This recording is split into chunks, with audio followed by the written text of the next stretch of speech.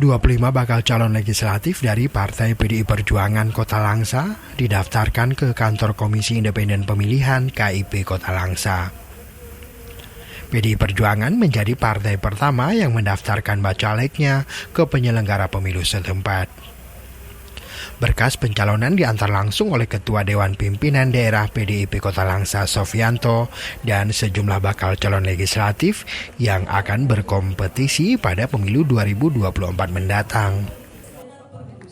Dalam rangkaian penyampaian berkas bacalek PDI Perjuangan Kota Langsa untuk pemilu 2024. Alhamdulillah pada hari Kamis tanggal 11 kami sudah menyampaikan berkas dan sudah terima dengan baik.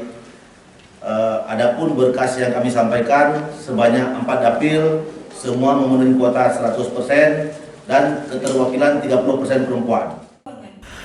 Ketua KIP Kota Langsa Teguh Faisal mengatakan, setelah menerima berkas pendaftaran, pihaknya akan melakukan verifikasi sesuai dengan syarat yang ditentukan.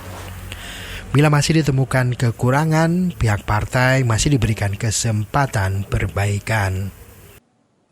Bertepatan dengan tanggal 11, hari ke-11, ini yang menjadi partai politik yang mengajukan bakal calon sementara ke KIP itu baru Partai Politik PDI Perjuangan yang pertama. Nah, kita dalam hal ini mengimbau kepada peserta pemilu tahun 2024 ya, untuk segenap partai politik yang ada di Kota Langsa yang belum mengajukan bakal calonnya untuk segera mendaftarkan bakal calonnya untuk kemudian bisa kita lakukan verifikasi oleh petugas. Tahapan pendaftaran bakal calon anggota legislatif pemilu 2024 dibuka sejak 1 hingga 14 Mei 2023. Tim Liputan Aceh Video.